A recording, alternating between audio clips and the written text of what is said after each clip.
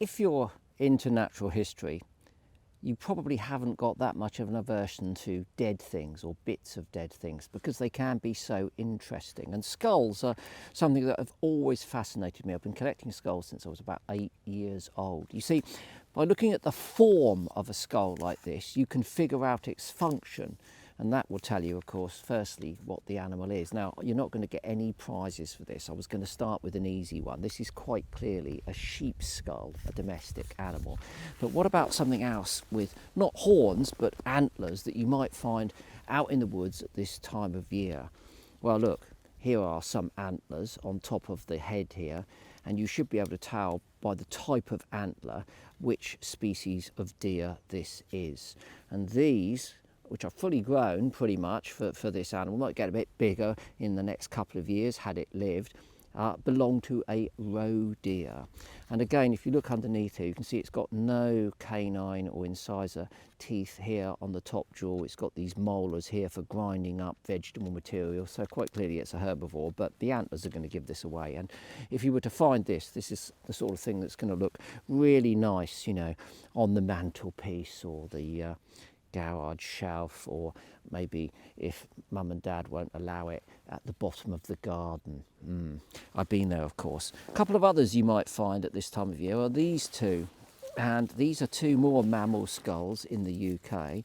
See if you can figure out what they are and which is which. So they're slightly different shape. This one's narrower and clearly it's got a longer nose, and this one, look, it's got a very broad head here, and all of the skull is fused, so there are none of those little cracks that you can see here which allow the skull to be in separate pieces. It's also got this very prominent ridge here called the sagittal crest, and what that means is that there's a muscle attached to that, and it's going to come down here and it's going to give this animal a very, very powerful bite. Okay, one's a fox and one's a badger. Now look, the one with the longest nose is clearly the fox. The canine teeth are missing, but you can see here it's only got a couple of molars.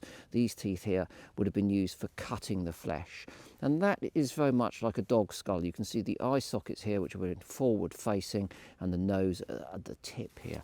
Now the badger is altogether different though, look at that.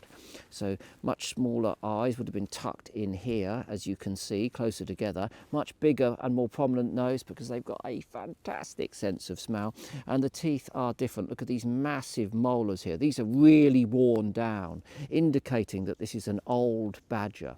You see, badgers spend quite a lot of time eating earthworms, and when they eat the worms are full of soil. So when they're grinding them up here, they're effectively grinding soil into the teeth. And it's one of the things that leads to the end of a badger's life, because they basically just wear their teeth down by grinding all of that soil into them, which is pretty sad. But by the look of it and the size of this crest, this was quite an old badger when it died. I would guesstimate about 8 years old, because I've got a huge collection of badger skulls somewhere at home.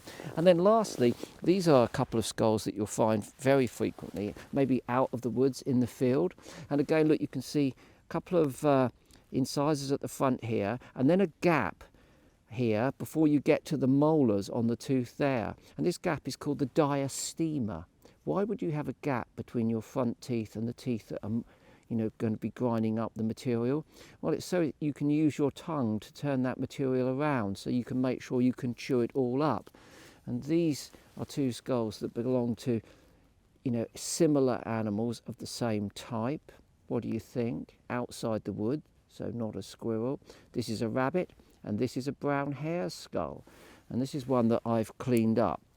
So I've washed this, and then I've got an electric toothbrush to clear off all of the dirt, and I've dipped it in a solution of hydrogen peroxide to make it nice and white.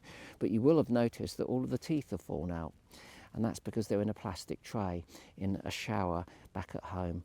And over the Christmas period, one of the joys of Christmas will be for me sitting down and reassembling this dental jigsaw puzzle, because I'm going to glue all the teeth back into it so that this is a perfect specimen. So keep your eyes peeled for skulls. They can tell you a lot about the animal, and then obviously they'll tell you that the animal's living in that space when you find it. You may not have seen a rabbit or a hare or a fox or a badger, but if you find the skull, you know they're living there.